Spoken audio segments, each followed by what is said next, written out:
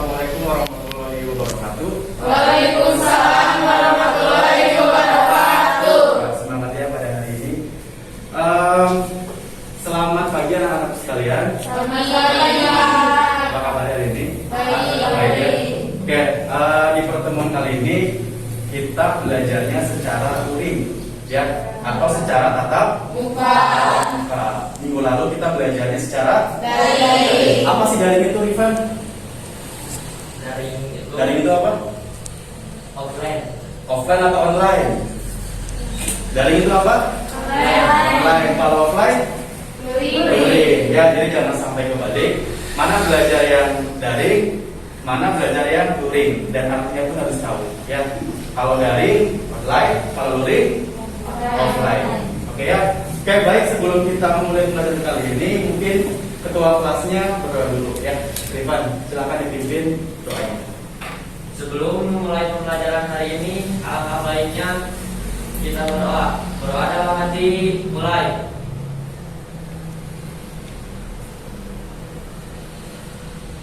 Berdoa selesai, jika berisalah. Assalamualaikum warahmatullahi wabarakatuh. Waalaikumsalam warahmatullahi wabarakatuh. Baik, seperti biasa ya, setiap kita di awal pembelajaran, kalian jangan lupa mengisi absen melalui Google Classroom. Nah, oke, Bapak udah disiapkan di sini. Kode kelasnya sudah pada punya ya di grup WhatsApp ya. Silakan nanti kalian mengisi daftar absen dulu ya. Silakan HP-nya boleh dipakai. Ingat, hanya untuk absen, bukan untuk buka yang lainnya. Baik ya. Bapak tunggu untuk kalian mengisi absensi dulu.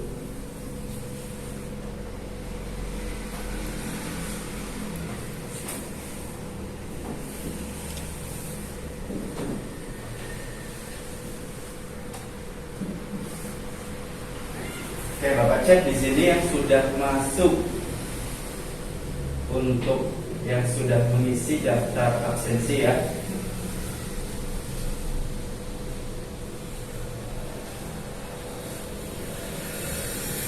Sudah ada Amel, sudah masuk, Irfan.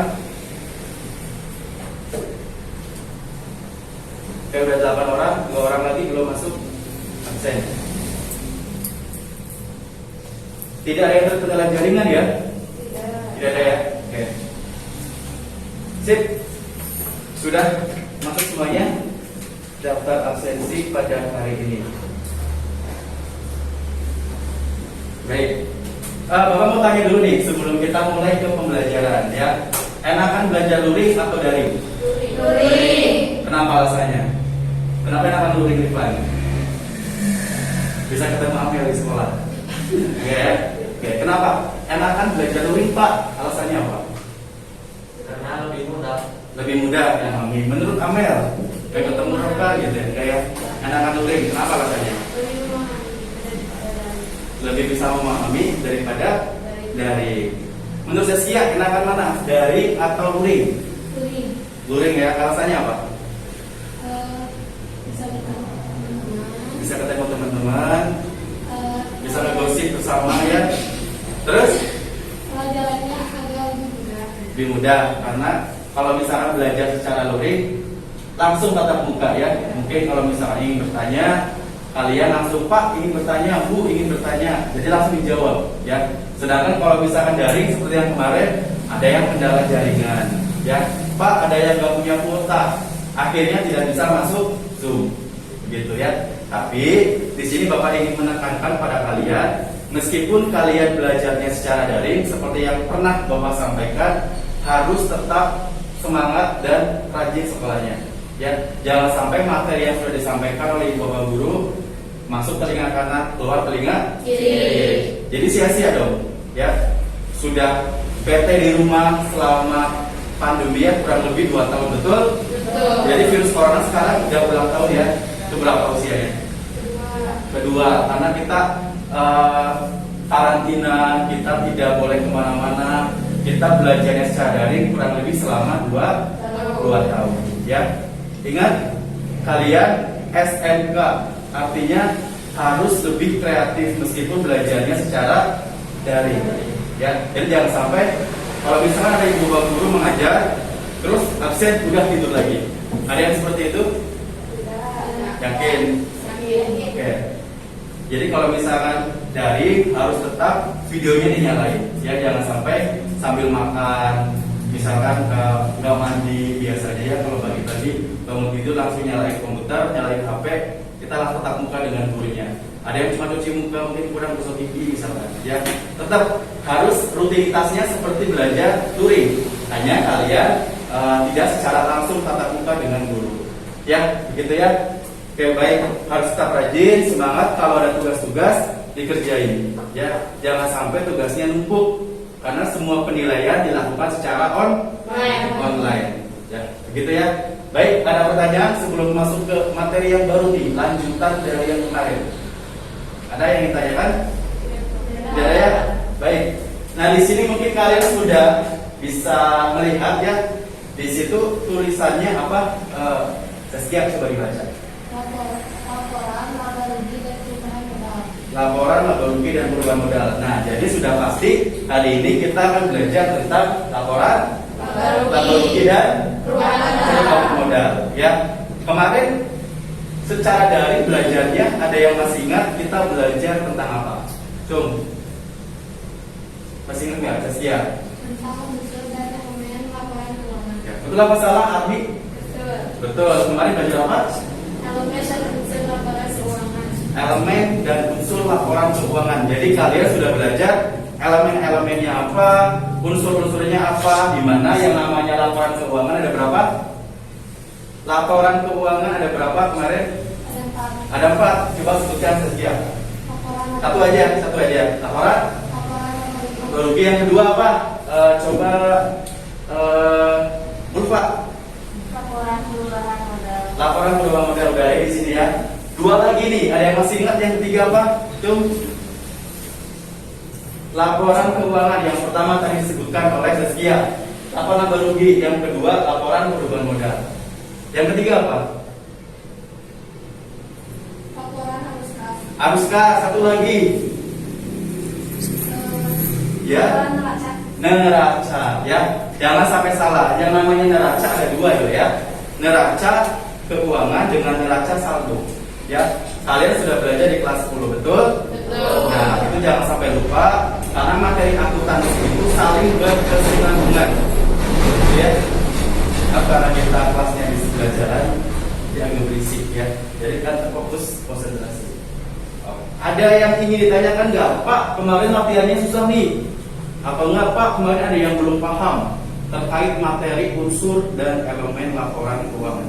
Ada yang ingin ditanyakan sebelum kita move, kita lanjut ke materi berikutnya. Ada yang mau bertanya? Jelas ya semuanya ya? Oke, nilainya sudah Bapak share di grup WhatsApp. Yang kemarin tidak hadir, silakan hari ini nanti dikumpulkan untuk latihan soal yang kemarin sudah dibagikan ya.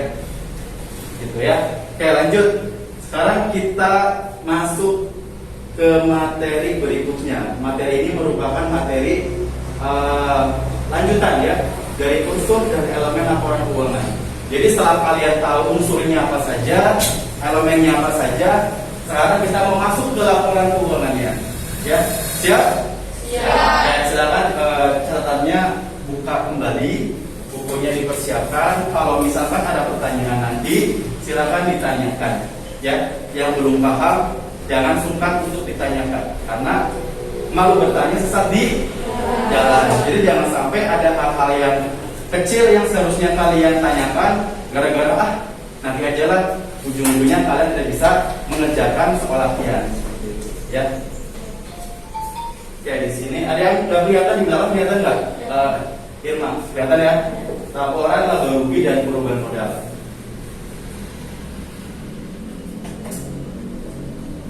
Oke, di sini sudah ada kompetensi dasarnya, ya.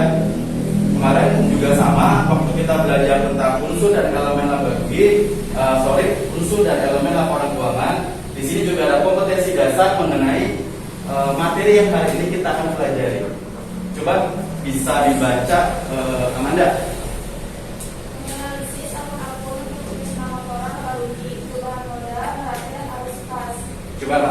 muka biar suaranya jelas, teman-teman juga bisa mendengar ya. Silakan. Kompetensi dasar yang pertama Pak. Menganalisis akun-akun untuk penyusunan laba rugi, perubahan modal, neraca dan arus kas. Oke, yang kedua. Menyusun laporan laba rugi, perubahan modal, neraca dan arus kas. Oke.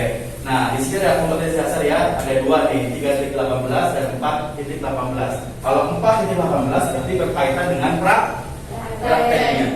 Yang pertama menganalisis akun-akun untuk penyusunan laporan laba rugi, perubahan modal, neraca dan arus kas. Tadi sudah disebutkan oleh Zaskia. Nah, ini nih. Laba rugi, perubahan modal, neraca dan arus kas. Itu adalah laporan keuangan, jadi ada 4. Ya, perlu diingat. Kemudian kalian juga harus bisa menyusun apa? Laporan keuangan. Di antaranya nih, laporan laba rugi, perubahan modal, neraca dan arus kas. Untuk kompetensi dasarnya sudah bisa dipahami ya? Oke, next. Sekarang kita masuk ke indikatornya nih. Ya, tadi yang sudah disebutkan di awal, jangan sampai materi hanya masuk telinga kanan, keluar kiri. Apa sih pencapaiannya? Ya, coba Noni dibacakan. Noni itu belajar materi hari ini harus bisa menguasai 2 poin ini setidaknya. Coba dibaca. Oh ya, Amel, sorry. Hari ini Noni tidak hadir ya. Menyusun laporan keuangan laba rugi, menyusun laporan perubahan modal.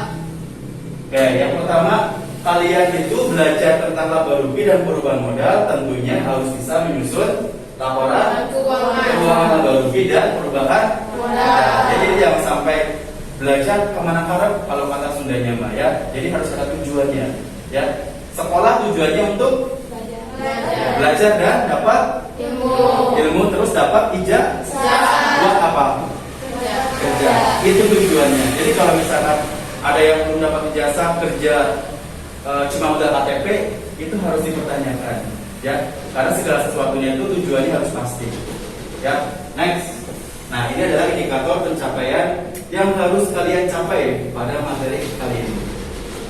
Tujuannya, nah, tujuan sama indikator pencapaian itu adalah satu rukun. Jadi tujuan itu diturunkan dari IPK, indikator pencapaian kompetensi. Coba dibaca Arni yang keras.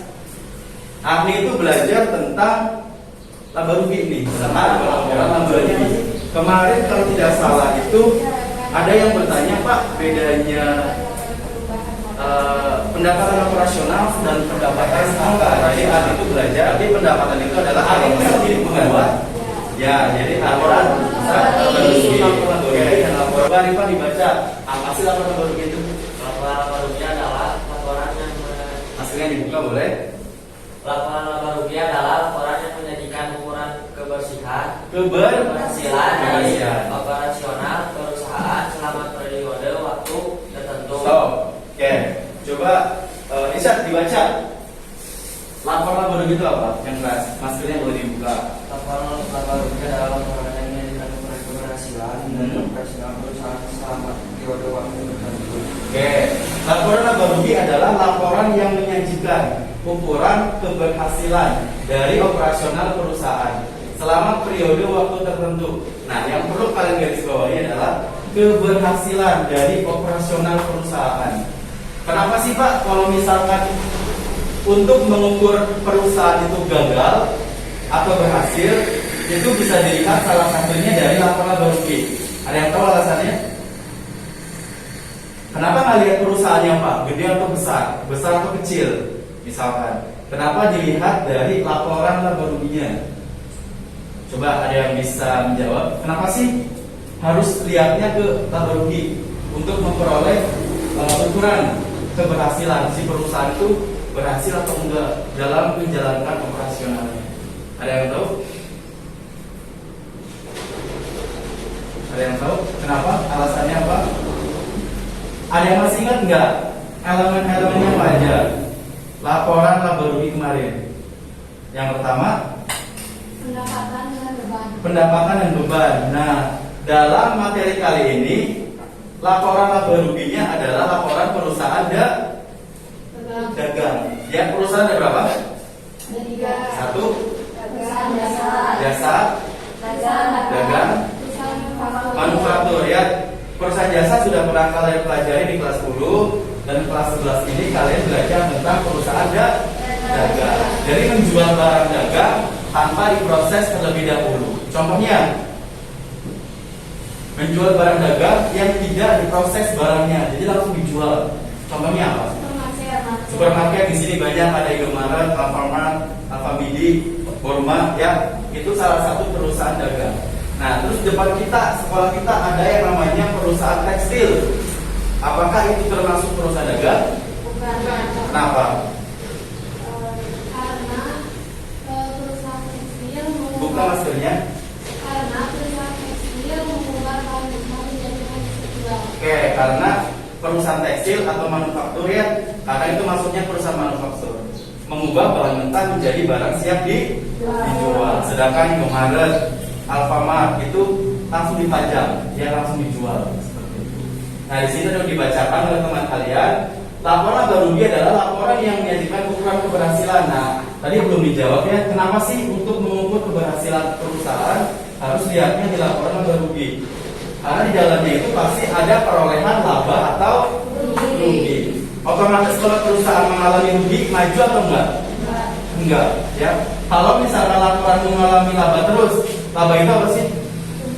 Untung, keuntungan, bati kalau kata Sundanya. Kalau perusahaan itu mengalami laba terus menerus, maka apa yang terjadi kepada perusahaan tersebut? Maju atau justru turun? Maju, ya. Jadi semakin banyak laba yang diperoleh, maka perusahaan akan semakin maju. Memungkinkan nggak modalnya tambah besar? Memungkinkan. Karena dengan memperoleh laba di sini, pasti modalnya jadi makin besar. Misalkan Amel itu punya usaha jual bakso, ya, jual bakso. Modal awalnya Amel itu 500.000, ya, 500.000. Amel rumahnya di mana, Mel? Cikuya. Dari ujung Cikuya Barat sampai Kulon atau Halet itu semuanya tahu baksonya Amel. Sehingga Amel itu dalam waktu 3 jam langsung habis. Modalnya berapa dari Amel? 500.000. Nah, dari modal tersebut Amel beroperasi jualan bakso, dapat untung, dapat laba. Labanya sampai 1 juta misalkan. Nggak mungkin, ya, karena modalnya cuma 500. Misalkan labanya itu 200.000, ya, 200.000. Nah, besoknya mungkin nggak Amel nambah modal? Yang tadi 500 jadi berapa? Bisa aja 700, karena dapat laba 200 tadi, ya. Bisa aja 600. Jadi memungkinkan Amel yang tadinya jual bakso jadi menetap di ruko misalkan. Karena tiap hari labanya itu 200, ya. Mungkin usahanya Amel akan semakin berkembang. Tapi kalau semakin mengalami rugi terus nih, baru jualan udah rugi, bakal maju nggak? Enggak. Nah, itu maksud dari laporan keuangan laba rugi merupakan ukuran keberhasilan dari operasional perusahaan. Bisa dipahami, ya? Oke, ada pertanyaan dari pengertian laporan laba rugi? Ada? Jelas, ya? Jadi definisinya harus tahu dulu apa sih laporan laba rugi, ya, sebelum kalian nanti menyajikan menyusun laporan laba rugi. Nah, di sini juga ada tambahan kalimat pendukung. Dengan dibuatnya laporan laba rugi, investor, apa investor? Dari kata investasi, apa tadi? Menanam modal. Kalau investasi menanam modal. Kalau ada hubungan OR-nya investor, berarti orang yang menanamkan modalnya, ya. Dengan dibuatnya laporan laba rugi, investor dapat mengetahui besarnya tingkat profitabilitas atau keuntungan yang dihasilkan. Jadi kalau misalkan kalian sebagai penanam modal mau ngemodalan, biasanya lebih enak ngemodalan perusahaan besar atau kecil? Besar atau kecil? Ini aja, misalkan Irma, pengusaha kaya raya, dia ingin menanamkan modal kepada pengusaha. Mendingan menanamkan modal ke pengusaha yang maju atau pengusaha yang nggak maju? Ya, yang maju. Biar apa? Supaya untungnya bisa dibagi dua. Ya, itulah keuntungan dari menanam saham. Jadi laporan laba rugi kalau misalkan dijadikan ukuran keberhasilan, dijadikan ukuran juga buat para investor ketika mereka mau menanamkan modalnya. Ya, jelas ya? Jelas. Oke, lanjut. Nah, kita kembali bahas unsur-unsur laporan laba ruginya. Di sini ada pendapatan operasional dan pendapatan non operasional. Bapak ingin tahu nih, kemarin kalian udah belajar unsur dan elemen. Ada yang tahu perbedaannya? Pendapatan operasionalnya kayak gimana sih Pak? Dan pendapatan non operasional. Ada yang bisa menjawab? Cung. Perbedaan pendapatan operasional dan pendapatan non operasional. Slide siap. Ada yang masih ingat? Ulfa ingat? Yuk, siapa yang menjawab? Ada yang namanya pendapatan operasional dan pendapatan non operasional. Ayo deh, sekali lagi deh jawab. Pendapatan operasional Dibuka Mas Tania. pendapatan operasional adalah pendapatan utama perusahaan dan pendapatan non operasional adalah pendapatan di luar perusahaan. Pendapatan di luar kegiatan operasional perusahaan maksudnya. Oke, Bapak lengkapi ya. Terima kasih ya. Misalkan kalian perusahaan dagang, berarti pendapatan operasional menjual barang. Itu adalah pendapatan operasional. Betul, Mel? Oke, nah kalau non operasional pendapatan di luar usaha. Contoh, kalau bengkel, kalau misalnya Rifan punya bengkel, Rifan tuh ada yang tambal ban, terus bayar kan? Itu pendapatan operasional atau non operasional?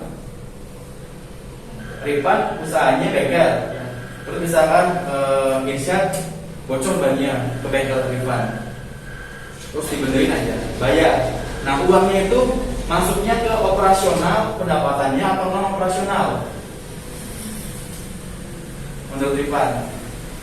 Masuk ke pendapatan operasional. Operasional karena usahanya adalah bengkel, melayani, memberikan pelayanan. Misalkan ada yang rusak, ada yang bocor bannya. Tapi kalau misalkan tiba-tiba Rifan itu mendapat komisi, itu maksudnya pendapatan non operasional karena usahanya bukan menerima komisi, tapi memperbaiki ban motor, ban mobil, dan yang lainnya. Paham ya? Nah, di sini unsur-unsurnya itu ada pendapatan operasional dan non operasional, kemudian bebannya juga sama.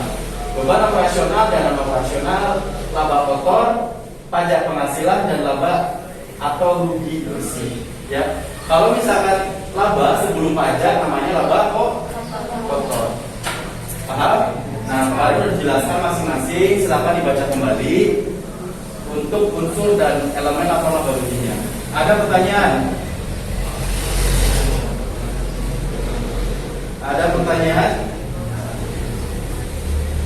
Silakan yang mau bertanya dulu sebelum kita lanjut. Ada beban operasional, laba kotor, pajak penghasilan, laba atau rugi bersih. Dari sini komponennya paham semua ya? Jelas? Oke, sekarang kita lanjut. Lanjut ke laporan perubahan modal. Ya, ada laporan perubahan modal. Coba Bapak ingin yang baca itu Seskiasas. Sampai mana Pak? Dibaca aja nanti Bapak stop kalau sudah secara jelas. Laporan perubahan modal adalah laporan keuangan yang menyajikan informasi mengenai perubahan modal pada perusahaan yang disebabkan oleh adanya kegiatan operasional perusahaan pada suatu periode akuntansi tertentu. Laporan perubahan modal dibuat atas dasar adanya perubahan yang terjadi dari laporan keuangan yang telah dibuat pada periode berikutnya. Oke, stop. Laporan perubahan modal adalah laporan keuangan yang menyajikan informasi. Laporannya menyajikan informasi mengenai perubahan modal. Tadi sudah disinggung sebentar ya, sedikit tadi Amel jualan bakso modal 500 dapat laba terus. Berarti akan memungkinkan untuk merubah modalnya ke arah yang lebih besar. Ya, karena mengalami laba. Oke, di sini laporan perubahan modal juga dibuat atas dasar adanya perubahan yang terjadi dari laporan keuangan yang telah dibuat pada periode berikutnya. Kayak tadi Amel modal berikutnya sebelumnya itu 500, berikutnya itu bisa aja terjadi perubahan. Namanya laporan perubahan modal. Nah, itu adalah salah satu laporan keuangan yang disajikan setelah laporan laba rugi. Oke, sebelum ke panjang lebar masuk ke studi kasus, silakan Bapak beri kesempatan untuk bertanya. Yang ingin ditanyakan silakan. Ada? Yuk, yang mau bertanya. Silakan ditanyakan. Jangan sampai nanti pas udah masuk ke soal latihan, Pak mau bertanya nih banyak nih misalkan, ya mendingan tanyanya sekarang. Silakan. Rifan Pak. Oke, Rifan mau bertanya. Suaranya boleh yang keras ya. Yang lain dengarkan, Rifan pertanyaan dari Rifan. Nanti Bapak lempar dulu ke kalian jawaban dari kalian. Nanti Bapak menambahkan. Silakan Rifan. Apakah boleh jika kolom keterangan pada jurnal khusus pembelian dan penjualan diisi dengan keterangan nama barangnya, Pak? Oke. Bagaimana kolom di jurnal khusus ya, penjualan atau pembelian ditaruhnya di kolom keterangan. Ya. Nah, nanti Bapak catat dulu pertanyaan dari Pak ya. Nanti setelah ini akan ada pembahasannya. Oke? Ya.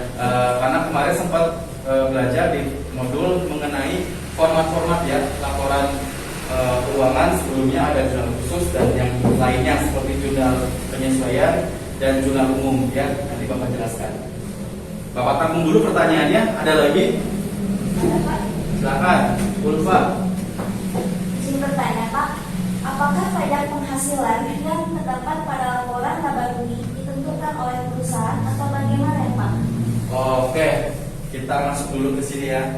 Karena tadi pertanyaannya terkait dengan pajak penghasilan. Betul, Ulfa?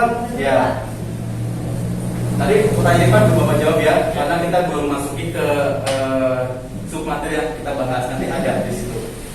Nah, pertanyaan dari Ulfa, apakah tadi apa pajak penghasilan ditentukan oleh perusahaan atau oleh badan yang lain misalkan?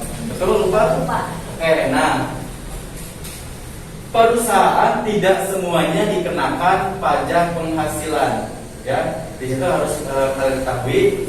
Kalian kan belajar tentang perpajakan ya, perpajakan yang diajar oleh Bu Irma. Nah, di situ nanti ada perhitungannya pajak pasal 21, pasal 22. Nah, di sini namanya pajak penghasilan, berarti PPh pasal 21 ya, pajak penghasilan. Nah, pajak penghasilan ditentukan oleh kantor perpajakan, bukan perusahaan.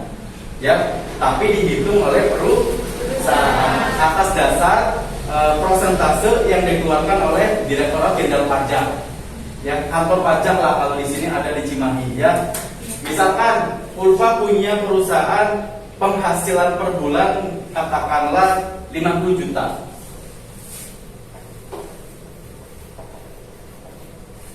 Tapi perusahaannya Amel misalkan gajinya itu di bawah 10 juta, 5 juta misalnya. Ini punya perusahaan Amel, ini Ulfa. Oke. Nah, pertanyaan dari Bapak, apakah perusahaannya Amel dengan Ulfa pajak penghasilannya sama? Tidak, ya. Karena prosentasenya pun pasti berbeda. Ya. Ingat kalau misalkan 50 juta tarifnya berapa? Kalau 5 juta tarifnya berapa? Baru dihitung oleh perusahaan dan dimasukkan ke dalam laporan laba rugi. Jadi perusahaan dihitung oleh perusahaan atau bukan? Pajak penghasilan dihitung perusahaan bukan? Dia bukan semena-mena pajaknya segini aja lah, enggak ya? Tapi sudah ditentukan. Tinggal nanti prosentasenya berapa dihitung dan dimasukkan ke dalam laporan laba rugi. Begitu Pak ya? Oke, terima kasih. Ada lagi? Amanda, Pak. Oke, Amanda. Perbedaan antara jurnal umum Ya. dan jurnal khusus itu bagaimana ya, Pak? Oke. Jurnal khusus dan jurnal umum tadi sedikit ada kesamaan dengan Arifan ya. Saya Bapak jawab dulu supaya nanti bisa menjawab pertanyaannya Arifan. Ada yang namanya jurnal umum, ada yang namanya jurnal khusus. Ya, contoh kecil aja. Di SMK kita ini ada berapa jurusan? Dua jurusan, multimedia dan Akuntansi. kalian jurusan apa? Akuntansi. Akuntansi. Misalkan siswa multimedia, Bapak gabung ke sini sama akuntansi kalian. Ya, duduknya bebas di mana aja. Ada akuntansi, ada multimedia. Terus misalkan ada guru baru yang belum mengenal kalian, ya, masuk ke sini ke kelas. Terus ditanya, coba Bu atau Pak, mana yang jurusan akuntansi, mana yang jurusan multimedia? Si ibu guru atau bapak guru yang baru tahu nggak? Tidak, karena secara umum disatuin. Ya, begitu juga di dalam jurnal umum. Transaksi pembelian, transaksi penjualan, misalkan transaksi bayar gaji, menerima uang, penghasilan dan yang macam-macam, semuanya disatuin dalam satu format. Namanya jurnal umum ya, karena tadi kita gabungkan. Nah, kalau misalkan sekarang multimedia dan akuntansi dipisah, ya masih tahu yang multimedia yang mana, yang akuntansi yang mana. Begitu juga kalau jurnal umum, berapa penjualannya harus dihitung dulu, karena disatuin semuanya. Ya, kalau ada multimedia pasti tanya dulu sama gurunya, jurusannya apa? Akuntansi. Jurusannya multimedia. Ditanya dulu.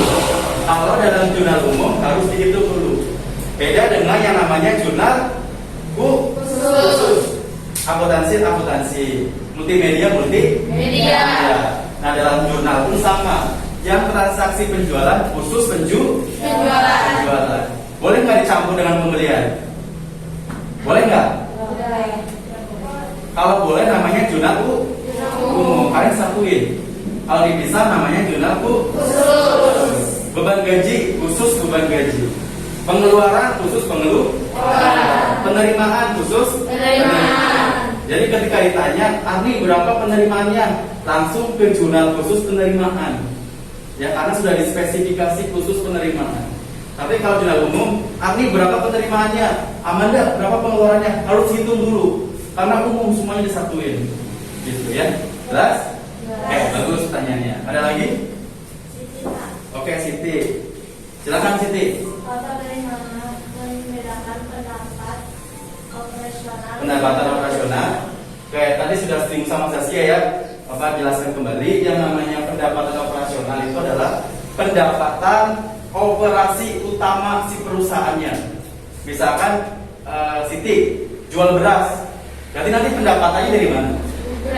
Dari menjual beras. Ya. Misalkan Siti punya sepeda butut misalkan. Ya. Terus ada tukang rosok, Neng atau Siti itu boleh dijual nggak? Oh boleh nih, silakan, dapat uang kan? Penjualan sepeda butut itu termasuk pendapatan operasional atau bukan? Bukan, karena Siti menjual barang berupa beras. Karena kan menjual beras, berarti penjualan beras itu adalah pendapatan operasional. Selain menjual beras, berarti pendapatan non operasional. Ya, yang perlu diingat kalau pendapatan operasional, pendapatan yang diterima oleh aktivitas utama kita. Ngapain kita?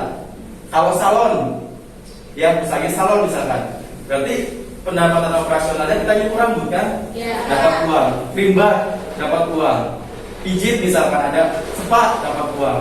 Tapi kalau misalkan selain aktivitas itu dapat uang, berarti namanya non operasional. Paham sih? Oke, bagus. Untuk beban operasional juga sama, ya. Di perusahaan ada karyawan nggak? Ada. Karyawan yang membantu operasional, betul? Kalau kita membayar gaji karyawan, berarti beban operasional atau bukan? Beban operasional, karena si karyawan itu termasuk bagian dari operasional, ya, yang membantu, yang melakukan kegiatannya. Tapi kalau misalkan tiba-tiba ada pengemis, maaf, ada pengamen misalkan, ada yang minta dana sumbangan misalkan, kalian ngasih, itu beban apa? Operasional. Karena tidak setiap bulan, tidak setiap saat kita melakukan memberikan sumbangan misalkan. Nah itu berarti tergolong ke dalam beban non operasional. Jelas Siti? Oke, bagus. Ada lagi? Gak ada ya?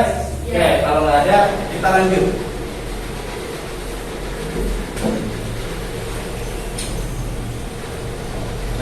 tadi sudah sempat dibacakan ya laporan perubahan modal ya, sudah tahu. Nah, sekarang kita masuk ke unsur-unsur laporan perubahan modal.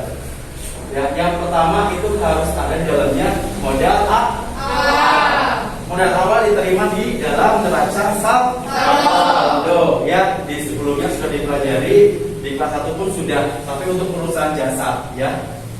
Kemudian yang kedua, unsur yang kedua itu adalah jika terdapat tambahan investasi ya, dapat diambil dari neraca lajur kolom penyesuaian sisi sebelah kiri. Siapa silakan diambil. Kemudian yang ketiga, laba bersih. Laba bersih diperoleh dari dari laporan laba rugi. Karena laba rugi ujung-ujungnya laba bersih ya. Nah, si nilai laba bersihnya itu kita masukkan ke dalam perubahan modal. Ya. Lalu yang keempat,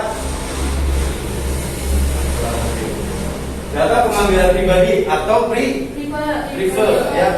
Sekarang pertanyaannya, prefer itu korupsi atau bukan? Kenapa? Karena mengambil uang usaha sendiri. Ya, karena mengambil uang usaha sendiri. Tapi kan itu uang usaha, bukan uang pribadi. Dia kan Silakan. pemiliknya sendiri. Ya. Bisa mengambil apapun. Dengan aku untuk keperluan pribadi. Ya. Nah, data pengambilan pribadi atau prefer itu tidak termasuk ke dalam beban ya, tapi akan mengurangi modal. Misalkan Rifan punya usaha 1 juta, harusnya 1 juta untuk usaha. Tiba-tiba Rifan membeli motor kurang 200.000 misalkan, ambil di modal tersebut. Berarti modalnya jadi berapa? 800.000 karena ada pengambilan pribadi, namanya prefer. Bahasa Inggrisnya private ya, bacanya kadang ada yang prefer, ada yang private gitu. Terserah, yang penting maknanya kalian paham. Artinya pengambilan secara pribadi. Yang kelima, rugi bersih. Kebalikan dari laba bersih. Kalau laba itu diperoleh karena pendapatan lebih besar. Kalau rugi yang lebih besar apanya? Kalau memperoleh rugi yang lebih besar apanya?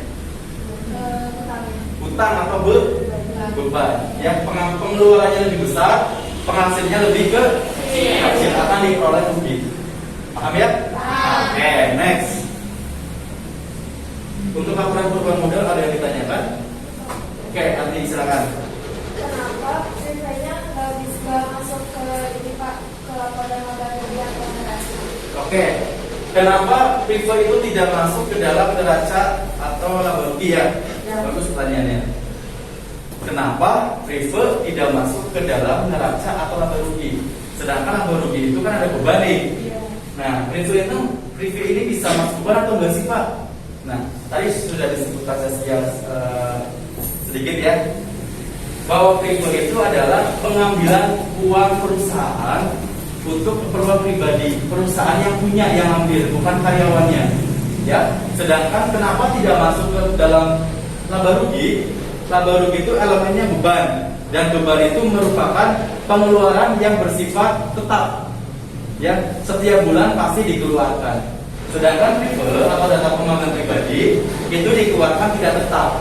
Artinya tidak selalu perusahaan atau pemiliknya mengambil uang perusahaan. Mungkin bisa disebabkan oleh kebutuhan mendadak, ya, sehingga terpaksa mengambil. Tapi konsekuensinya modalnya akan berkurang karena diambil. Sedangkan kalau neraca, kenapa tidak masuk prefer? Karena prefer bukan kategori harta dan bukan kategori kewajiban yang harus dibayar. Karena kan perusahaannya yang tadi ngambil, jadi apa yang dibayar gitu kasarnya Mbak.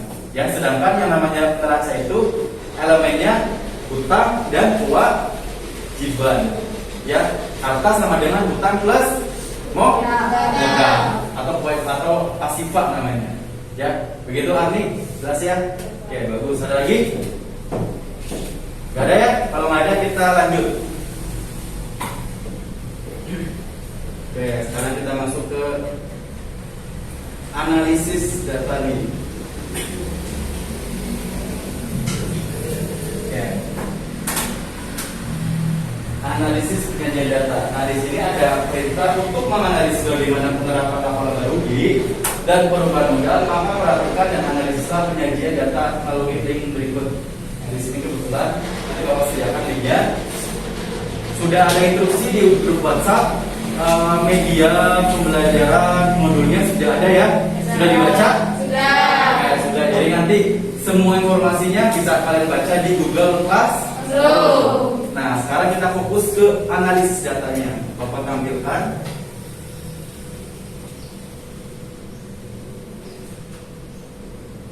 Mana tadi?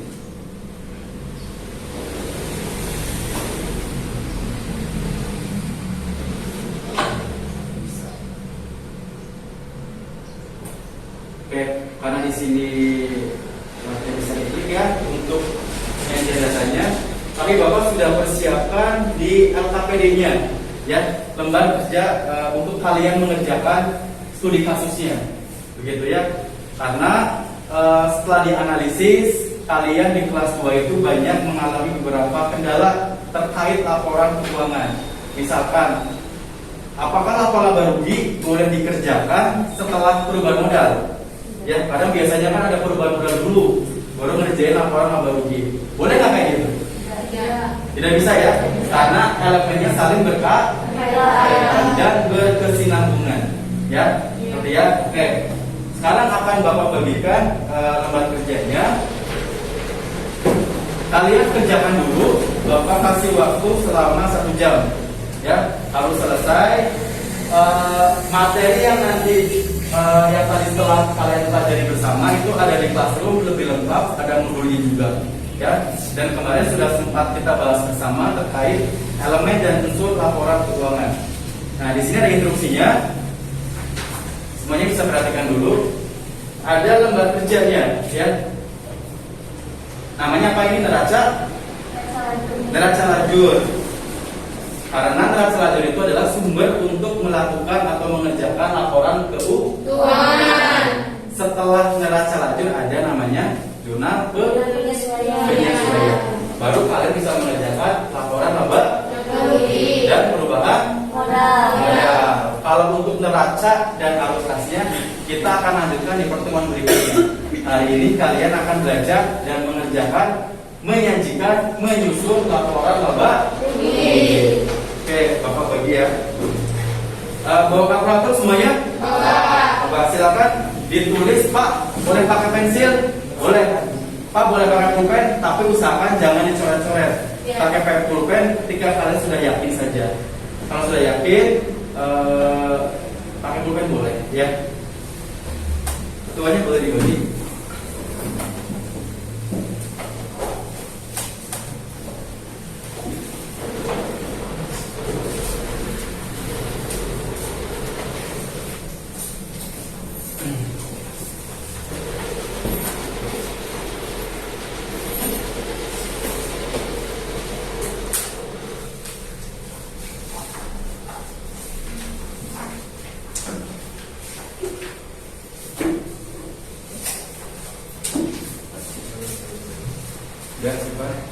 Nah, silakan dibaca dulu. Nanti sebelum mengerjakan, kalau ada pertanyaan silakan ditanyakan terlebih dahulu ya. Kita baca dulu.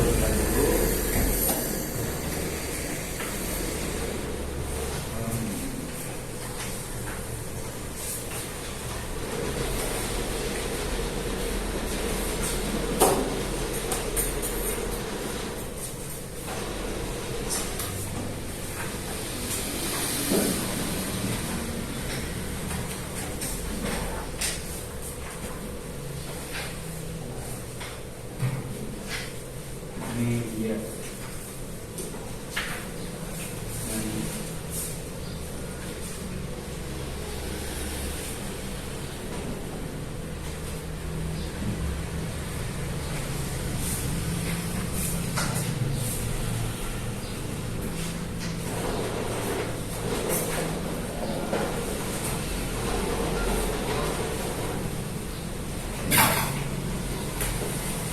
Silakan dianalisis dulu untuk data-datanya. Oke. Ini terpampil. Kita lihat.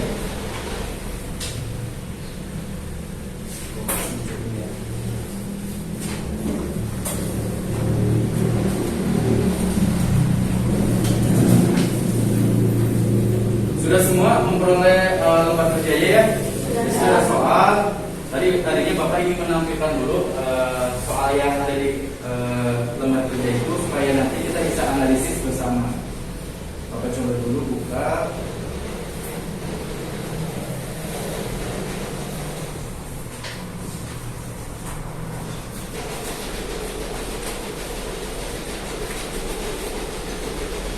Nah ini. Nah, silakan semuanya perhatikan dulu ke depan. Tadi ada pertanyaan dari Rifan ya. Ya. Purchase jurnal atau jurnal pembelian. Nah ini tadi sudah ada di situ, tapi semuanya harap perhatikan dulu ke depan. Ini namanya jurnal pembelian, termasuk jurnal khusus atau jurnal umum. Jurnal khusus karena isinya pembelian ya. Tadi ada pertanyaan dari Rifan, Pak, boleh nggak sih Pak pembelian itu ditulisnya di kolom keterangan ya, deskripsi. Kenapa di sini deskripsi isinya PT ya, PT Rayirapa, ada di Sindo dan PT Jaya ya, Jaya Raya. Nah di sini kenapa deskripsinya bukan tulisannya pembelian misalkan? Karena di sini untuk mempermudah ketika kalian akan membuat data supplier ya. Jadi misalkan, berarti PT Raya ini adalah supply untuk perusahaan kita yang menyediakan barang dari Varia. Makanya di sini deskripsinya bukan diisi oleh pembelian, tapi diisinya nama supplier. Nah kalau customer adanya di mana? Jurnal penjualan, betul ya. Itu namanya customer. Di sini isinya customer. Customer itu yang membeli barang kita. Supplier itu yang membeli barang kita. Misalkan Indomaret ya, Indomaret biasanya Yakultnya habis, stok Yakultnya habis. Ada tuh yang nganterin ya, nyetok barang ke Indomaret. Nah itu namanya supplier atau customer? Supplier. Lalu Irma beli ke Indomaret, beli Yakult. Irma supplier atau customer? Karena yang membeli. Nah juga Irma ya. Nah silakan data-data ini kalian analis dulu. Nanti dibuat laporan keuangannya. Apa aja? Laba dan perubahan modal. Hari ini sampai perubahan modal dulu aja ya. Nanti besoknya kita lanjut neraca dan arus kas. Di situ ada jurnal pembelian, sales jurnal, penerimaan dan payments. Bisa dipahami ya? Oke, silakan dikerjakan. Sambil mengerjakan, jika ada kendala silakan ditanyakan ya.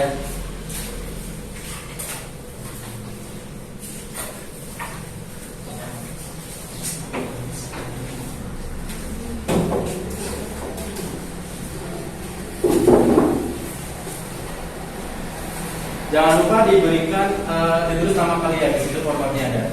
Dia tulis di paling depan, di paling atas pojok ya. Namanya siapa, nama lengkap, kelas berapa. Silakan. Arti ada yang ditanyakan? Tidak.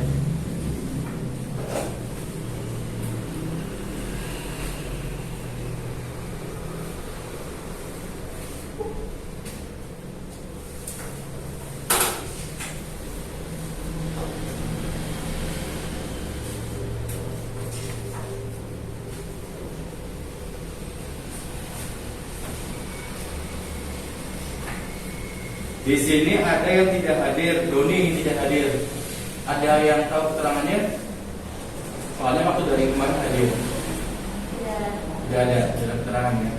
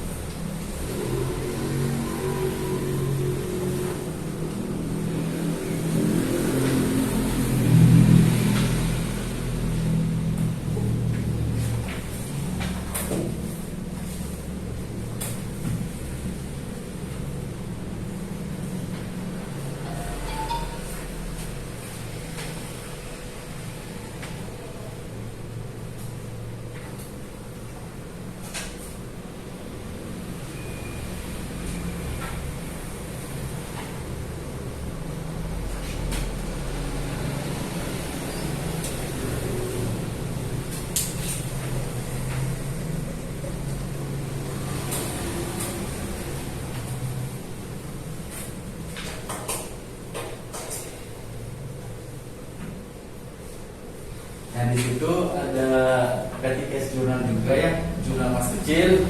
Silakan kalian kalau jurnal kelas kecil itu masuknya ke laporan keuangan apa. Ya, kalau misalkan tidak masuk ke laporan G misalkan, berarti tidak perlu dimasukkan. Ya, kalian hanya fokus menganalisis data untuk pembuatan laporan keuangan laba rugi dan perubahan modal.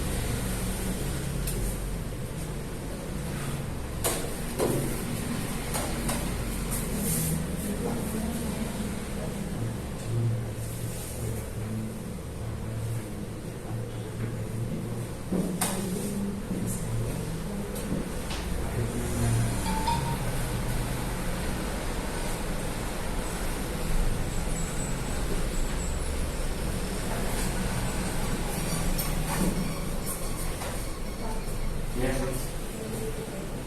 oh boleh. Yang penting jangan terlalu banyak ya, jangan terlalu banyak kelihatan.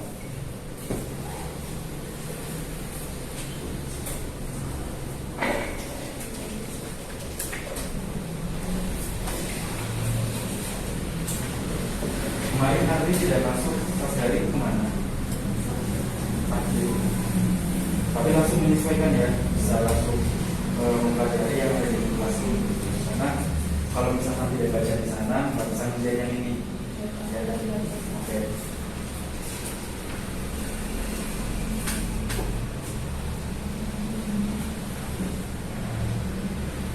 Buat anak-anak semuanya, tetap jaga kesehatan. Kalau misalkan tidak perlu keluar, tidak perlu amat, tidak perlu keluar ya, bisa keluar. Karena di Bandung sekarang sudah zona merah lagi. Di daerah asli gimana?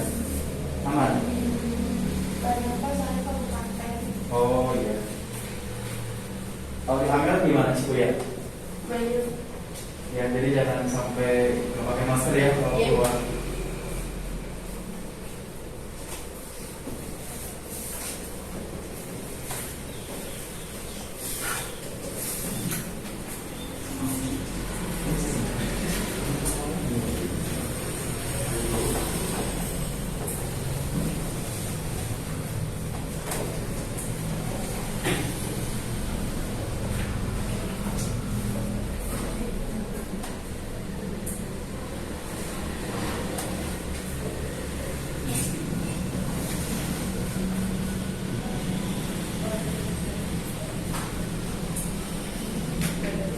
boleh dikasih nama di sini ya.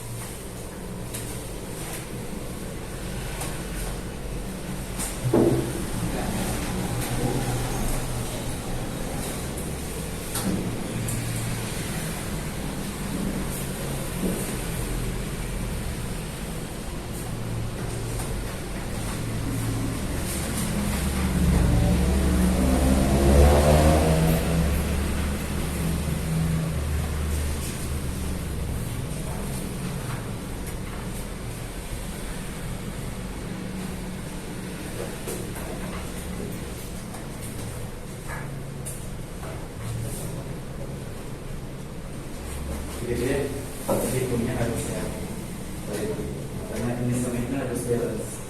Ya.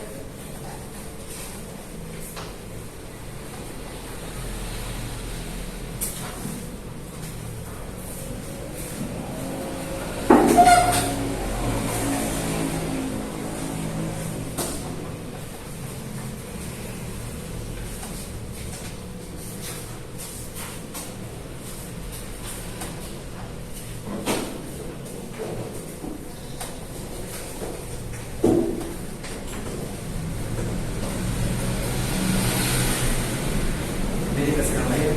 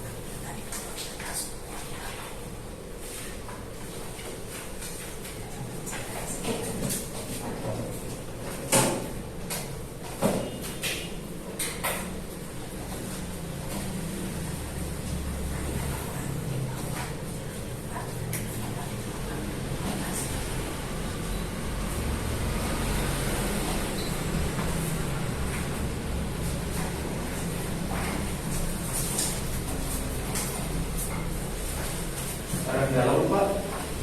Hanya Pak. Ya semangat ya. Kemarin kan sudah Bapak sediakan semuanya di guru kasur ya. Semuanya tersedia di situ. Kembali saja ya. Siap Pak.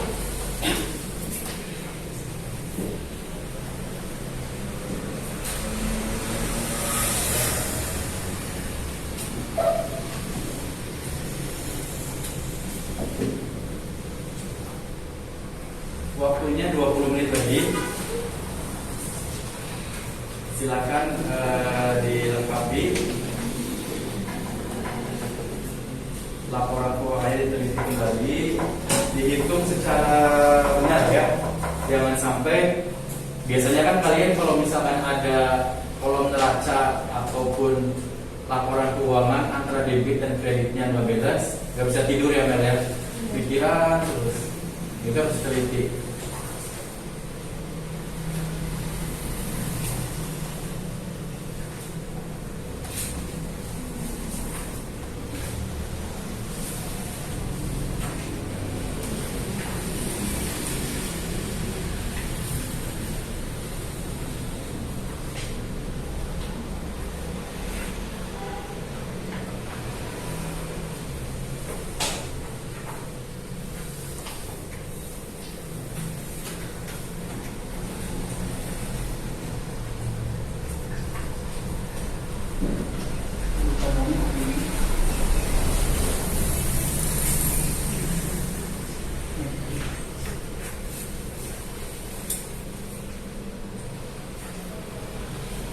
Pak, izin bertanya.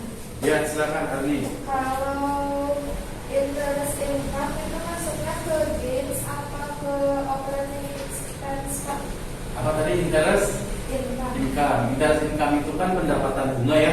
Ya. Nah pendapatan bunga berarti masuknya ke dalam non operasional.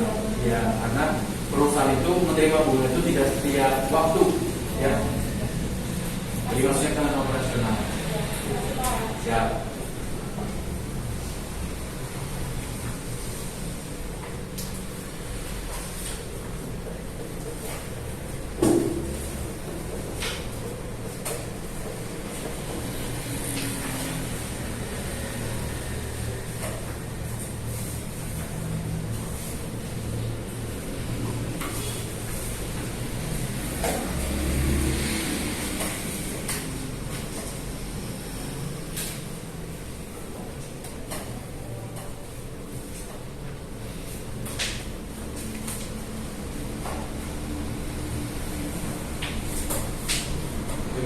Ya.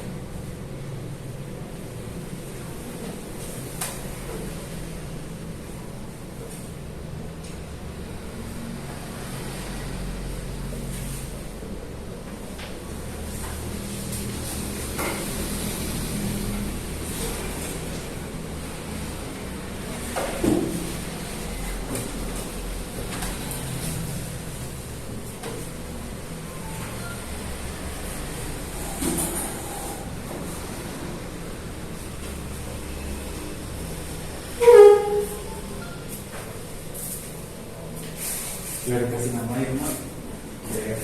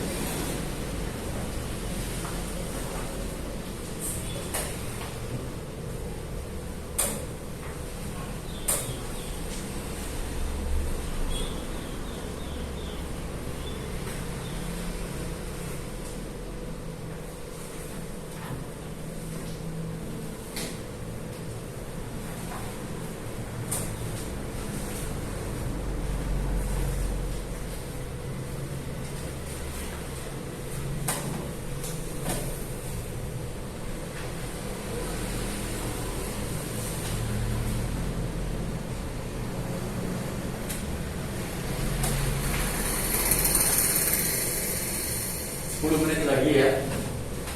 Silakan diteliti kembali sebelum ditemukan.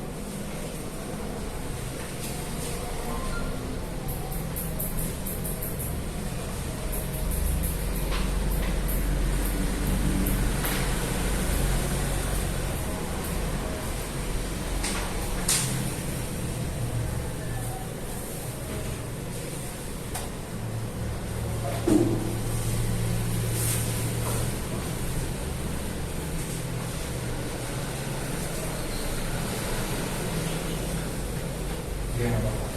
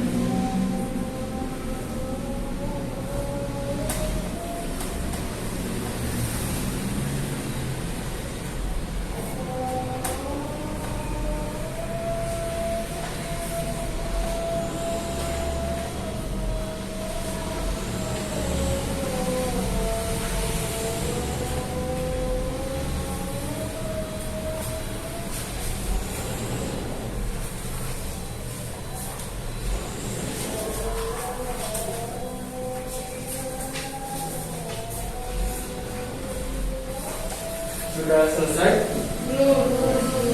Yuk, bukan.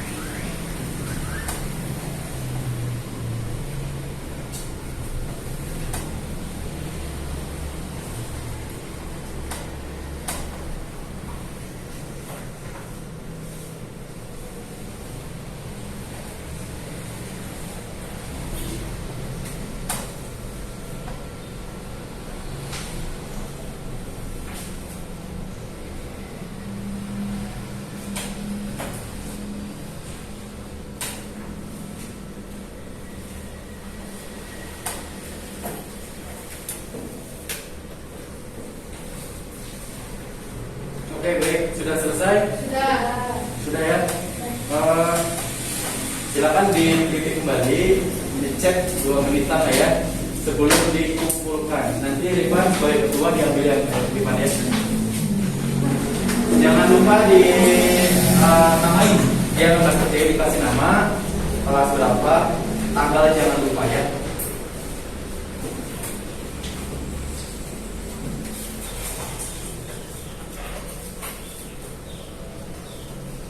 Oke, silakan Rifan, ketua kelasnya di kolektif jawaban dari teman-teman.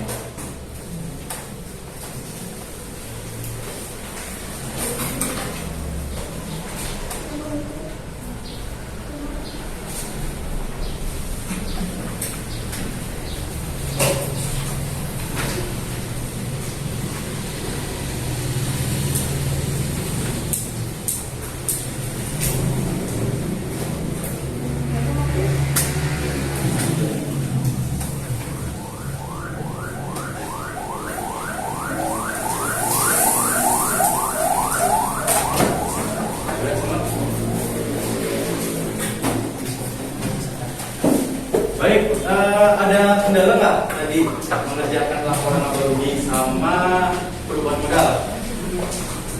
Bisa ya? Bisa. Ya, alhamdulillah kalau bisa. Ada pertanyaan? Silakan. Jika ada pertanyaan, hal yang ingin ditanyakan, silakan ditanyakan. Kalau tidak ada, mungkin pertemuan hari ini kita sudahi atau cukupkan sampai jam 12 ya, 12 lebih. Jadi, oke. Nanti minggu depan kita lanjutkan materi tentang laporan laba rugi dan perubahan modal ini. Kita lanjutkan ke laporan arus kas dan neraca. Neraca dulu baru arus kas ya. Neraca dulu baru arus kas, dan nanti hasil dari pengerjaan kalian hari ini nanti akan Bapak nilai dulu dan Bapak bagikan di pertemuan berikutnya ya. Jadi yang masih belum betul jawabannya silakan nanti diperbaiki kembali supaya nanti bisa buat belajar ke depannya ya. Oke.